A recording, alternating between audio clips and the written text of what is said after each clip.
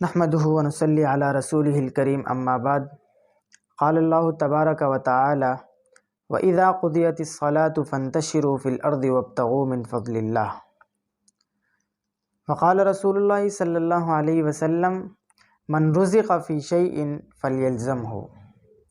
صدق الله العظيم وصدق رسوله النبي الكريم۔ میرے واجب الاحترام بھائیو دوستو، آج میں جس موضوع پر آپ حضرات کے سامنے لب کشائی کر رہا ہوں انتہائی حساس، انتہائی اہم موضوع ہے، خصوصاً ہمارے تاجر برادری کے لیے جو اپنے اصولوں کے مطابق تجارت کر رہے ہیں۔ بڑے بڑے کاروباری ہیں، مال و دولت کے انبار ہیں، ان کا کاروبار پوری دنیا میں پھیلا ہوا ہے، لاکھوں کروڑوں اربوں خربوں کا کاروبار کر رہے ہیں، لیکن ان کے مال میں، ان کی دولت میں برکت نہیں ہے، سکون نہیں ہے۔ وجہ یہ ہے کہ ہم نے اسلامی تعلیمات کو پس پشت ڈال کر اپنے اصولوں کے مطابق تجارت شروع کر دی۔ آپ صلی اللہ علیہ وسلم نے چھوٹے کاروباری حضرات کے لیے کیا ہی خوبصورت ارشاد فرمایا، من رزق فی شیء فلیلزمہ۔ آپ صلی اللہ علیہ وسلم ارشاد فرما رہے ہیں کہ جس شخص کو جس چیز کے ذریعے سے رزق دیا جا رہا ہے وہ اس کو لازم پکڑ لے، ڈاما ڈول نہ ہو، یعنی بلا وجہ ایک کاروبار شروع کیا اسے چھوڑ دیا، دوسرا کاروبار شروع کر دیا، پھر ایک شروع کیا اسے چھوڑ دیا، دوسرا شروع کر دیا، نہیں۔ آپ صلی اللہ علیہ وسلم نے ہماری رہنمائی فرمائی کہ ہم جب کوئی کاروبار شروع کریں اور اس کاروبار سے اگر ہمیں کچھ آمدنی آ رہی ہو تو ہم فلیلزم ہو، یعنی ثابت قدم رہیں، استقامت کے ساتھ ہم صبر کریں، اللہ رب العزت اس کے اندر برکت دیں گے، اللہ رب العزت ہمارے کاروبار کو بڑھائیں گے، ہم اللہ رب العزت سے مانگیں اور اپنے کاروبار میں ثابت قدمی اختیار کریں۔ اور یہ اصول صرف کاروباری حضرات کے لیے نہیں ہے، بلکہ یہ اصول ان لوگوں کے لیے بھی ہے جو کسی ادارے میں، کسی محکمے میں، کسی دکان میں، کسی بھی جگہ میں ملازمت کر رہے ہیں۔ آپ صلی اللہ علیہ وسلم ارشاد فرما رہے ہیں من رزق فی شیء فلیلزمہ، یعنی کہ جس کسی کو بھی کسی بھی جگہ سے اگر رزق مل رہا ہے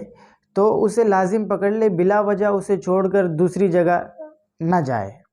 جیسے آج کل ہماری نیچرل ہے، فطرت ہے، ہم لالچ کے چکر میں، ہماری ایک جگہ جاب لگی ہوئی ہے، ایک جگہ ہم کام کر رہے ہیں یا ہمارا کوئی کاروبار ہے،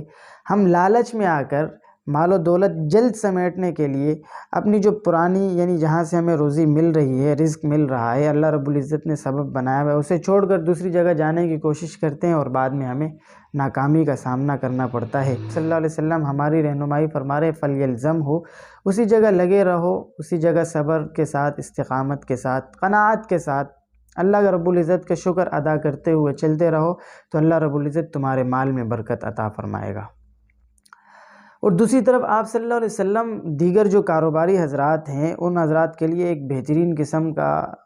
اصول قرآن مجید میں اللہ رب العزت نے ارشاد فرمایا، آپ صلی اللہ علیہ وسلم کی زبانی، وہ کیا ہے،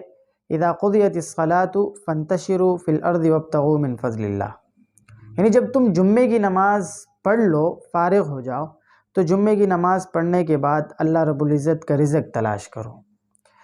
ایک اور روایت کے اندر آتا ہے کہ صبح فجر کے بعد اللہ رب العزت رزق کے دروازے کھولتے ہیں، فجر کے بعد اللہ رب العزت کا رزق تلاش کرو۔ آپ غور کریں، ہمارے جو اس ملک میں یا ہمارے معاشرے میں جو رواج چل رہا ہے، یعنی راتوں کو دیر تک کاروبار کرنا اور دن کو سونا، یعنی اللہ رب العزت نے دن کو وجعلنا النہار معاشا، دن کو اللہ رب العزت نے معاش کا ذریعہ بنایا ہے، دن کو ہم سوتے ہیں اور رات کو اللہ رب العزت نے سکون کے لیے، آرام کے لیے بنایا ہے، رات کو ہم کاروبار کر رہے ہیں۔ ہمارے کاروبار میں برکت کیسے ہوگی؟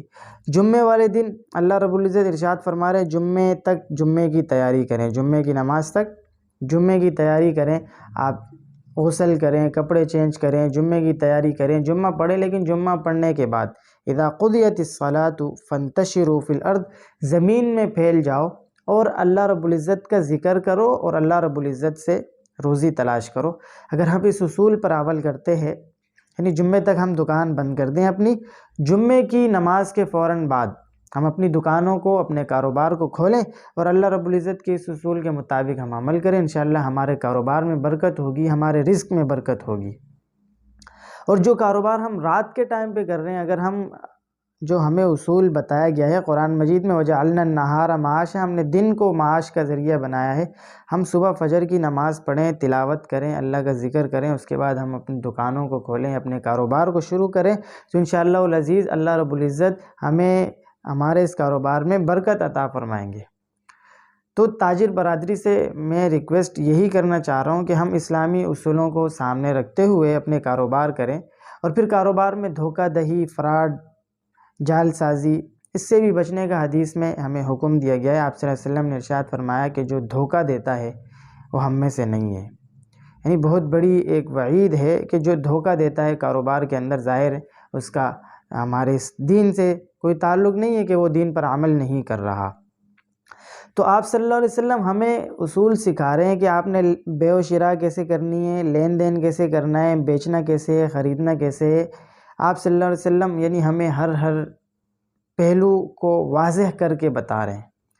بس ضرورت ہے اس بات کی کہ ہم آپ صلی اللہ علیہ وسلم کے ان فرامین کے مطابق اپنے کاروبار کو کریں۔ آپ صلی اللہ علیہ وسلم نے جو اصول ہمیں بتائے ہیں، اللہ رب العزت نے جو اصول قرآن مجید میں ارشاد فرمائے ہیں، ان اصولوں کو سامنے رکھتے ہوئے ہم اپنے کاروبار کو کریں گے تو انشاءاللہ العزیز ہمارے کاروبار میں ترقی ہوگی، ہمارا کاروبار بڑھے گا، ہمارے رزق میں اللہ رب العزت برکت عطا فرمائیں گے۔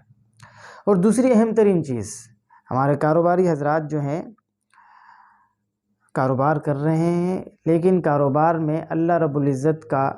نے جو حق مقرر کیا ہے زکوٰۃ کی صورت میں، اس کو ادا کرنا انتہائی ضرورت ہے۔ اگر آپ چاہتے ہیں کہ آپ کا مال حلال ہو، آپ کے مال میں برکت ہو، تو آپ اپنے مال میں سے زکوٰۃ کو الگ کر دیں، یعنی جو طریقہ کار ہے ایک مہینہ متعین کریں اور اس مہینے میں پورے سال کا آپ حساب کتاب کریں اور زکوٰۃ کو آپ ادا کریں۔ اس کے علاوہ روزانہ کی بنیاد پر ہم تھوڑا بہت صدقہ ادا کریں۔ ایک ساتھی کو میں نے دیکھا، ہمارے دوست ہیں، کاروبار ہے ان کا، اللہ رب العزت اس نے برکت عطا فرمائے، انہوں نے ایک بہت ہی بہترین طریقہ یعنی اپنی دکان میں شروع کیا کہ صبح جیسے ہی ان کی دکان پر جو بھی دکان کھولتا ہے، وہ دکان کھولتے ہی قرآن مجید کی تلاوت، ذکر و اذکار کرے گا، اور اس کے بعد سب سے پہلا کام وہ صدقے کے کچھ پیسے جو انہوں نے ترتیب بنائی ہے اس کے مطابق سائڈ پہ رکھ دے گا۔ اب سارا دن کوئی بھی آتا ہے، کوئی مانگتا ہے، کوئی امید لے کر آتا ہے ان سے، اس صدقے کے پیسوں میں سے وہ سارا دن اس کو ادا کرتے ہیں۔ زکوٰۃ اس کے علاوہ ہے، زکوٰۃ یعنی سال کے بعد جو زکوٰۃ ہے وہ اس کے علاوہ، لیکن روزانہ کے حساب سے صدقہ ادا کرنا یہ بہت زیادہ۔ ایک اور صحابی کے بارے میں آتا ہے کہ انہوں نے اپنے مال کے 3 حصے کر لی،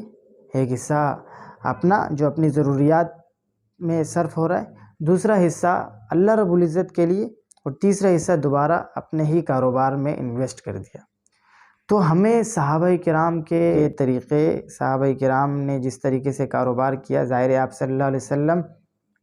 کے زمانے میں کیا، آپ صلی اللہ علیہ وسلم سے سیکھ کر، آپ صلی اللہ علیہ وسلم سے پوچھ کر انہوں نے کاروبار کیا، تو ہم آپ صلی اللہ علیہ وسلم کے فرامین پر عمل کرتے ہوئے، قرآن مجید کے اصولوں پر عمل کرتے ہوئے انشاءاللہ اگر ہم کاروبار کریں گے تو ہمارے کاروبار میں برکت ہو۔